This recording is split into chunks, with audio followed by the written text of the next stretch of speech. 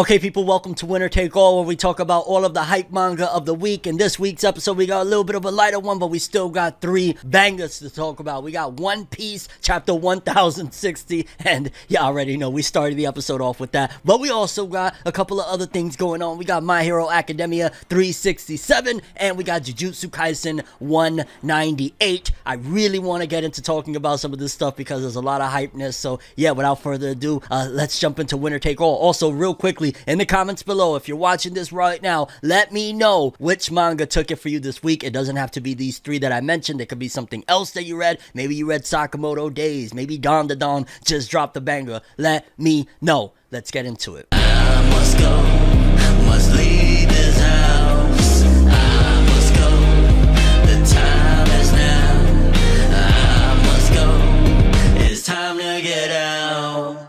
And just quickly before we start, if you could hit that subscribe button and that bell to get notified. We drop all sorts of anime and manga related content over here on this channel. I would greatly appreciate it. Yeah, let's do this. One Piece, dog, oh my god, I'm gonna just keep it all the way real. Hands down, if this new arc of One Piece isn't a clear demonstration of what One Piece is, nothing will be a better demonstration. At the end of the day, while One Piece is technically, classified as, hey, it is a battle series, a shonen battle series, it's really an adventure series, because just take a look at it for a perfect example. One of the big things with Wano was that a lot of people wasn't really feeling Wano. And what was Wano, especially with the climax? All action. Steer away from Wano, wrap that up. You go into all of the story-driven elements. You go into the more fantastical adventure stuff. Every chapter, people, including myself, are screaming, peak, peak, peak. That's because at the end of the day, One Piece, despite the fact that it is classified as a battle series, is at its best when it's not doing battles, when it's not in that classification of throwing hands and whatnot. You could argue maybe that, hey, that's One Piece's weak point. It's not good at doing battles. Oda isn't the greatest at, writing combat or whatever. But regardless of what, it's a clear indication because, dog, every chapter I'm coming in here to tell you guys, like, this is absolute greatness. And One Piece 1060 is absolute greatness, dog. Egg, freaking head, Vegapunk. So much to talk about. Let's just straight up get into it. The chapter, of course, is called Egghead, the Island of the Future. And in case you've never heard the pun, the term, the joke, egghead, it usually is for somebody that is like, hey, you're real freaking smart, you damn egghead. So that was already kind of teasing that, holy shit, okay, egghead is about somebody being smart. What's going on here? What's this island? Because, it was just clear on the way to somewhere to basically get the final poneglyph. Now we're on Egghead. Things is going in a very strong disarray after what just happened in the ocean where, Julie Boney came flying out of nowhere. And I thought initially that was a tsunami impact from basically what just happened of, Sabo's island being nuked. But it seems that wasn't the case at all. It might have had something, not really, because at the end of the day, we see in this chapter that it was a freaking giant mechanical shark that was in the water that kind of screwed over Jewelry Boney's adventure to begin with. Because the Straw Hat ship is once again even under attack by this giant freaking metallic shark, and it essentially separates the Straw Hats, which good old Oda, at the end of the day, you got to understand that when it comes to One Piece, there's certain elements that are always going to be staples, including separating the Straw Hats, because together, united, come on, who's messing with all of these people, standing side by side? Luffy, Zoro, Sanji, Usopp, Nami, Chopper, Robin, Brook, all of these people, how you really gonna play with them? So at the end of the day, it's always par for the course for the Straw Hats to get separated. I'm not sure how I feel about the separation this time around, because basically after all of the chaos and ruckus, Luffy and Chopper are basically tossed into the sea, likewise with everybody else, but Jinbei goes off to save them too, and the separation is Luffy, Jinbei, Chopper, and Jewelry Boney. I mean, I guess this is probably the most random bunch that you can do. It doesn't feel very contrived. In fact, it feels the least contrived of any bunch Oda could put together. Also, since Chopper's going to be next to Luffy, it gives a little bit more momentum for Chopper that, he's at the end of the day always just, hey, he's the doctor, mate. But maybe that's because, we're on Egghead, island. This is going to get real. Probably you need the medic for the dude that's going to go crazy and go all out. But again, very random bunch to be together. together alongside with Jewelry Boney, which I ain't gonna lie, Oda, he drew this chapter, I'm calling it, without at the very least even a smidge of the usage of one hand, because I ain't gonna lie, it was just like one thing after another. Jewelry Boney, Vegapunk at the end of the chapter, Tashigi. It was like, Oda, you was feeling it, huh, dog? You how you feeling in your office right now, dog? You a little down bad? You got something you gotta tell us, Oda? What's up here? Because man, it was just peak fan servissimo. But going back to it, then the shark starts launching freaking missiles at the Straw Hat ship, and I'm just there like, god damn, dog, what type of metallic shark is this? But it all falls in line at the end of the day, because then we got this mech, which it's kind of crazy. I was just talking about Oda wanting to draw mechs, right? I just literally said that in last week's episode. Go back, run the tape back. I was talking about Oda wanting to draw more mecha stuff, and then boom, in this chapter, he's drawing a mech that saves the Straw Hat ship and the crew all together. Well, minus Luffy and them that got separated, and pretty much boom, Oda got to live out his fantasy, so to speak, of drawing mechs. So even after One Piece, he probably won't even draw that. Like he said it already, he kind of fulfilled that wish, and I'd imagine he was talking about these chapters because we got a giant mech robot, even though it's like the most strangest thing, like a metallic shark versus a giant Gundam mech looking thingy majig. I was like, alrighty, Oda. And then we cut to some characters that I feel like at the very least one of them should have been or made an appearance somehow, some way. In Wano, we see Tashigi with the giant kids from Punk Hazard. They've actually shrunken a little bit, and at the end of the day, basically they're there while Helmeppo is going over to beg for help for Kobe, because, you know, Kobe was just captured or whatnot. But going back to what I just said a second ago, I feel like Tashigi should have made an appearance on Wano, considering, you know, the whole situation with Zoro and how she looks like Kuina, his childhood friend. I felt like it would have been perfect. I think that because they're nearby Egghead Island, I think if any time it's going to happen now for the resolution to this whole situation of, is Tashigi Kuina somehow, some way she didn't die? I think that's going to be solved now, because if it's not now, when? Like, this isn't the most important thing. It's the most important for like Zoro's, you know, character arc or whatever, but it isn't in the grand scheme of things, like, you know, Laugh Tale and stuff like that. So I think probably within the next couple months we're gonna finally put a pin to that, whether or not she is Kuina, and that's why Oda has her there on Egghead Island. And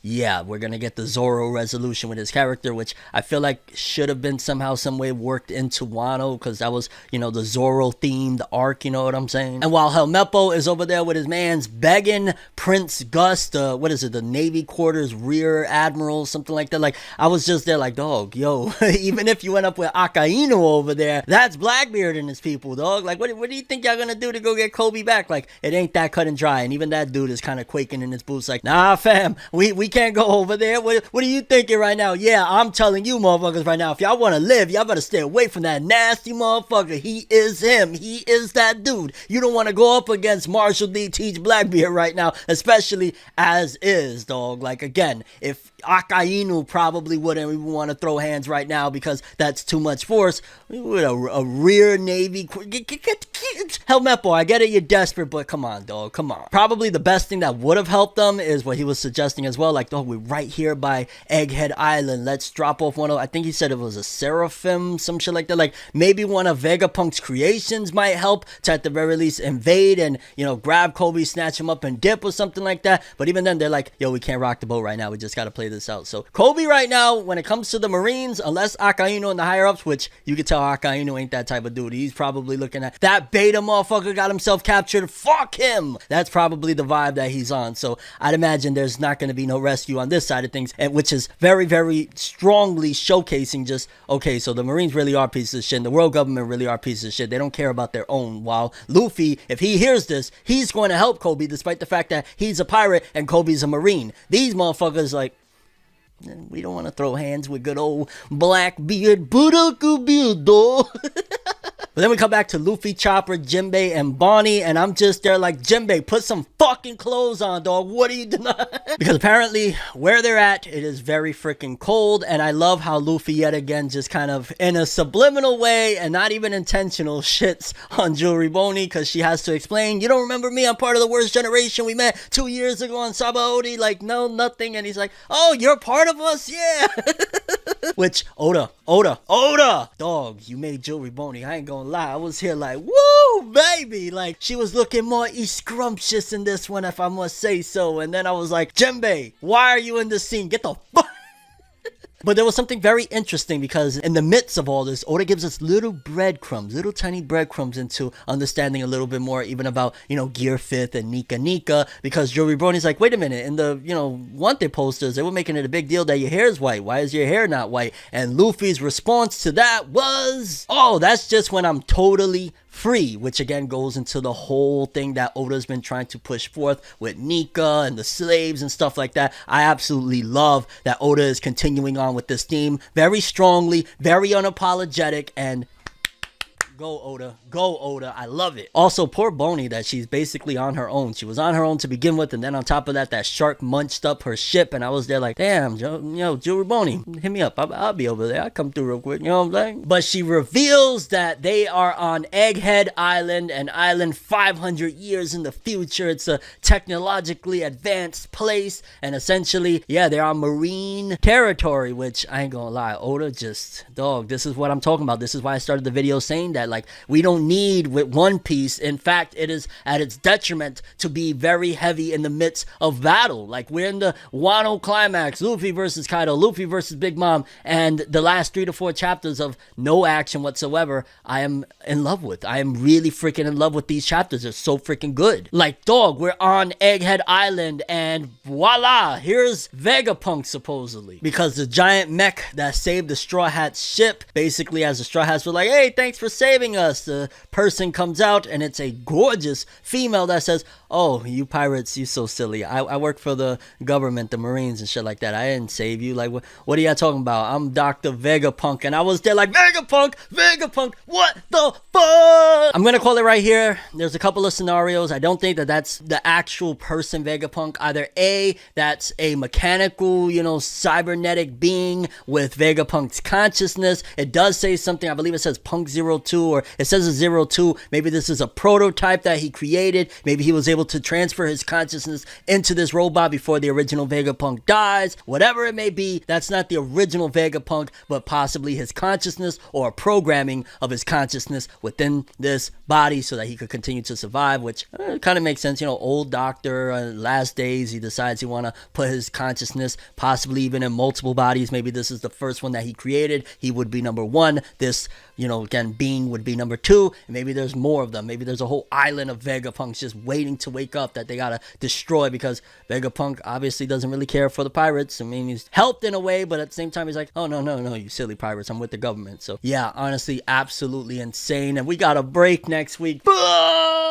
Amazing chapter, One Piece. Very extremely curious what you guys think. For starters, is that indeed Vegapunk? If so, is that like the real Vegapunk? Was a consciousness swap that happened with this robot body? Your thoughts on Luffy's comment again of how Gear 5th is basically when he's totally free. Your thoughts on Jewelry Boney. Did you read this chapter with one hand? And your overall thoughts and expectations for One Piece 1061 and beyond. I ain't gonna lie, I gotta stress it. Oda, you done good again, dog. One Piece is not a battle series. It is an adventure series with battles from time to time, and usually the battles aren't what we really want. We want the adventure. Next up, My Hero Academia fans. We are on chapter 367. With 366's ending, we had Deku arrive on the battlefield, and I'm not gonna lie, I was talking with a friend of mine and we was like, I bet anything Horikoshi is gonna cut over to like Dabi or something in the next chapter. Thank goodness that he didn't, because I don't want to see Dabi right now. In fact, I'm not even all that invested in that. Let's stay right here where the hype is, where Deku is, where all of a sudden Horikoshi decided to up his art game times 1,000. Let's stay here. And we see that Deku, on his way over to this battlefield, essentially was helped out by the Black Hawks that were a part of, like, Kathleen Bates, Star and Stripes' crew, and they're doing this for her, which, man, I ain't gonna lie, I still to this day feel like, yo, Horikoshi, you could have given at least Star and Stripe another arc or two. Like, I'm fine with, at the end of the day, showcasing the stakes is real if, Tomura, Shigaraki, and, or, well, what is he, Shimura now? If Shimura was able to defeat the #1 hero of the US and kill him and showcase that, hey, this is really something otherworldly of a threat for Deku and them. I get that, but I just feel like we should have spent more time with this character, because in that short amount of time that we had Kathleen Bates, Star and Stripes, she just left a true impact, to the point where even when I'm seeing the Black Hawks, I'm like, God damn, man. Star and Stripe, I miss you so much. And following Deku, using them basically to get to where he's trying to go, help him get to the battlefield. We see that Deku arrives to absolute carnage and chaos. He sees that Baku goes there laid out. He assumes he's dead, of course. He sees Mirko. He sees everybody that was on this battlefield is basically KO'd. Shigaraki, Tomoda, Shimura did them in. And it starts to look like, though, we're getting a Super Saiyan for a second. A Super Saiyan transformation, because it's just like when Goku saw his best friend Krillin get, exploded and went nuts. It looked like Deku was going that route for a second. And I was just there when Meteor pops his little beady-eyed out, fucking up the ground and shit like that. I was like, Meteor, can you get away? I want to see this right now, dog. Move. Which I totally get. That's more of the immature, shonen, crazy, Kurama taking over Naruto, the Hollow taking over Ichigo side of me that want to see it. But nevertheless, I wanted to see it, dog. But I guess considering the fact that we're in Endgame, we're in the final essential arc of My Hero Academia saga, whatever the hell you want to call it, like, there's probably no more room for Deku to go out of control and then learn to master that anger. Even though towards, I believe, the end of the chapter, the predecessors were telling Deku it's okay to have anger, you just gotta get it in check. But I was still there like, dog, Deku's about to go nuts and slaughter this dude, let's go. And then here comes Meteor, like, Meteor, don't you got like a twerk competition to go twerk somewhere else right now, dog, please. Shimura approaches and says, oh, what took you so long? Oh, that's right, Toga, right? Like, yeah, you were knocking boots with old Togi Tog, huh? And this was a deep dive into his character with the small line of, why don't you run away from your responsibilities like everybody else? That is the hurt side, that is the broken side, that is the PTSD trauma side of Shimura that is speaking right there, going back to, and it was even just once again showcased like a chapter or two ago, that side of him that is destroyed, that when he was messed up after everything that happened with him accidentally killing most of his family, purposely killing his father, that nobody on the street would reach out or help him. That is that side that is speaking, on top of the fact that he saw this battlefield, which I gotta 100% agree with that situation when it comes to this battlefield. Majority of the freaking pro heroes and heroes in general ran away from their responsibilities. How many heroes hanged up their capes before this battle even began? How many heroes were even on this battlefield, minus what, a few Mirko, Best Genius, and then you got Endeavor over there with Hawks? Like, majority of these heroes were bozos and clowns. They were putting the weight of the world on some kids' shoulders, and a couple of pro heroes that actually had the cojones to put in work. Shout outs Mirko, shout outs Best Genius, Endeavor, and Hawks. They were pretty much the only pro heroes, adults, that were doing their job. So when Shimura saying that, I'm like, you're right. Except, like, not for Deku to run away from the responsibilities. But yes, a lot of these motherfuckers ran away from their responsibilities, and that's why he's bringing it up to Deku. Like, just run away, dog. Run away. I don't know what the hell I'm singing. Anyway, following Deku going into a fit of rage, and Meteor again popping his head out like, yo, dog, come on, let's go twerk. Let's stop this senseless violence. The predecessors of One for All are like, yo, basically counseling him through it. It's okay to have anger. We just got to channel it and manifest it in a proper light. And the chapter ends off with Deku asking, all for one, is Shigaraki still in there? Is Tomoda still within him? And yeah, that's something that I desperately want to know, because at the end of the day, whatever happens, regardless if this is the end of My Hero Academia or not, which I'm going to call it that, and I'm going to stick with this, and if I'm wrong, hey, I'm wrong, but I'm going to say probably by February, My Hero Academia's manga will be over, and I hope I'm wrong, but considering we're in the final war, we're literally at what basically should be the final fight, minus unless Shigaraki gets separated from All for One, and then we have another battle after that, or he gets separated and we're setting up for a whole time skip, and maybe, Horikoshi ain't going to be the one that draws it, maybe they're going to take the vigilante team and have them do it, whatever the case may be, we're at the grand finale. So for him to be saying that is like, yeah, that's pretty much one of the last steps to take, is to completely rid All for One from Shigaraki once and for all, and then boom, we have that final battle and it's over. That's pretty much what's left for the most part of the series, and considering we already were announced that it will be about a year that this will be done with, yeah, I wouldn't be surprised if My Hero, who knows, it could very well, like I've said before, next week, hey, 5 chapters left, My Hero's ending, and we're all going to be devastated and shocked, but that could very well be the case. And either way, I just kind of want to see Deku stomp a little bit of a mud hole in that All for One bozo, because we still got, at the end of the day, all the predecessors, we got everything. Like, the weight of the world is on Deku's shoulders, and it would be really awesome if at the end end of the day, let's just say the other, well, his life, how long does he have to live? The other All For One, if he, makes light work of Endeavor and shows up, and now it's the two All For Ones there together, Shimura and All For One, and then All Might shows up, and you're probably like, well, how All Might? Eddie, come on now, think, Eddie, rewind his body, and then that will be basically what leads to All Might's destruction, assuming Horikoshi hasn't completely forgot that plot thread of Night Eye's premonition of what's supposed to happen to All Might. Curious what you guys think about this chapter, though. Are you excited for this battle? What do you think Shimura's response is going to be regarding Shigaraki being in there? And were you mad at Medio and them for cutting off Deku's rage? I did want to see that, I'm not gonna lie. Medio, for the love of God, stop twerking, please! And your overall thoughts and expectations for My Hero Academia, chapter 300, and is it 68 next week? I believe it's 68 next week. Yeah, we'll roll with 368.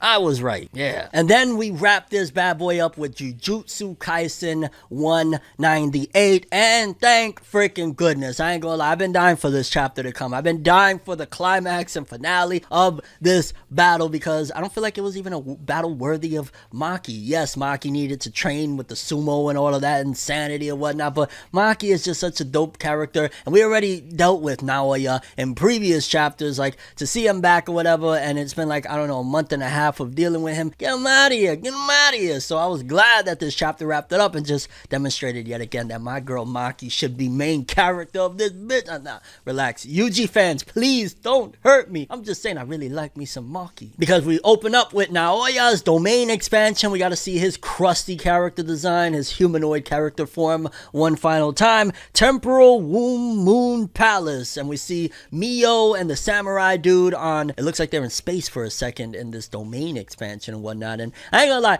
in the beginning of this chapter I did question myself, like, yo dog, how far removed are we from the beginning of Jujutsu Kaisen with Yuji, Megumi, Nobara, and Gojo? Like, who the fuck even is on the screen right now? Somebody that just happened to check out this chapter, maybe they watched season 1 of the anime and they were like, what's going on in the manga right now? I'm gonna be like, I have no idea what the fuck is going on. Who is this Naoya dude? Who is this samurai? They even gonna be questioning, who is this girl with the scars? Because they're not gonna understand that that's Maki. Like, we are so far deep from the beginning of Jujutsu Kaisen. It is a little bit bananas, my lord. But Mio and the samurai are seemingly stabbed in the neck by Naoya and his domain expansion, and at first they don't understand what's going on, but then Naoya explains that while you're in my domain, if I touch you, pretty much you have to mirror my movements. If you do not, then essentially your body will freeze. It goes like into detail of the particles of the atoms and shit like that, and I was like, okay, we could just get a simple Shikamaru shadow jutsu technique, you know what I'm saying? We don't need all this getting down to the molecule, but I appreciate it because that's the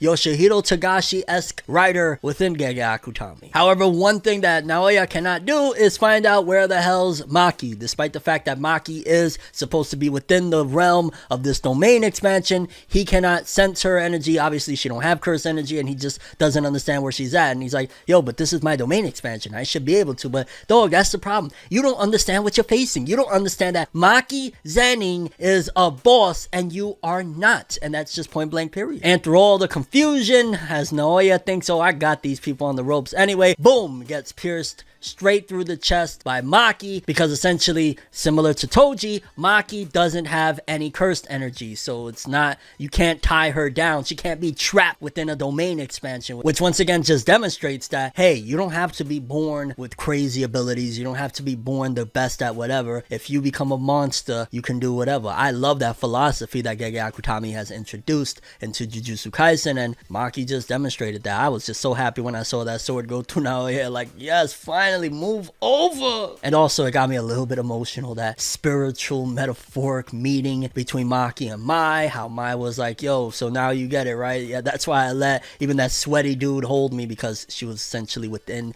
the sword. It's so that Maki could obtain and understand the lesson she was trying to teach her. And yeah, I ain't gonna lie, like, poor Mai, dog, she might have been a little sassy, she might have been a little bit, but just the relationship between Maki and Maya is really dope, and I love that. Jujutsu Kaisen, with that relationship alone, how many times do you really get that type of, you know, two sisters, one is powerless? Like, it feels a little bit more unique than the average relationship that you've seen in shonen manga and shonen anime. So I gotta appreciate what Gege Akutami has brought to the table with those two sisters in particular. And pretty much that sword that Maki has is able to cut directly into the soul, so it is a lot more fierce than just the average sword, and it makes me wonder, damn, how strong is Maki right now? Because pretty much as Naoya is bugging out like, yo, you're in my domain, what the fuck, he wraps his head around and voila, Maki slashes straight through him. End of Naoya zenning, end of this bullshit crap that he is on. And I was just there like, thank you Gege. I was really ready to move on, even if I want to stay with Maki. Don't get me wrong, I want to see more of Maki, I want to keep going with Maki. I'm fine with not cutting back to Yuji and Megumi and them, but now, yeah, he's so obnoxious and annoying, and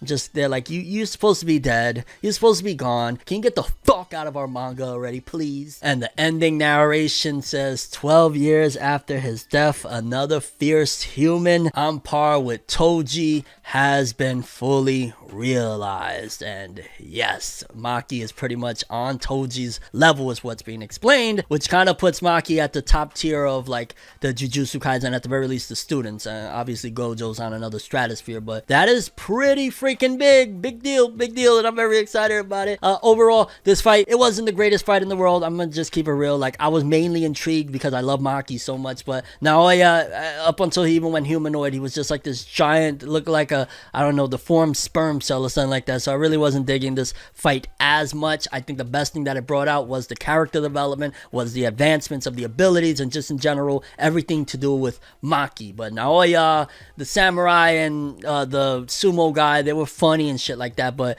yeah, it was mainly Maki. Like, that was the best thing about this. Other than that, I wasn't too fond of this battle, but I'm glad that it's over, and I'm glad that we know that Maki is indeed what she's supposed to be. Absolute greatness on Toji's level, one of the best that we have in Jujutsu Kaisen right now. I'm a Maki fanboy, let's freaking go. But how did you feel? Did you like the fight? Are you satisfied with the resolution and your thoughts on Maki? Where is Maki on the power scale right now? How strong is she? I can assure you she's not on Gojo's level, but yeah, she was on Toji, so she gotta be somewhere in the ballpark. I'm just saying. And your overall thoughts and expectations for Jujutsu Kaisen with 199 and beyond. I wonder if Gege is gonna do something big for the big 200 with 2 chapters away, and that's probably why Gege is moving us out of the Maki fight. I'd imagine he'd want to be at the, you know, Yuji situation. Oh my god, now that I think about it, we probably will get Gojo's return for 200. I'm gonna call it at 200 Gojo returns. Let's see if that manifests itself. But yes, people, we're at that point of the show where I tell you guys the 3 manga that I thought, or the places of the manga that I thought where they stood. I'm gonna say at number 3, My Hero Academia. Cool to see Deku back. Honestly, not that much happened other than him controlling his rage, which probably should have been a chapter or 2 at the very least of him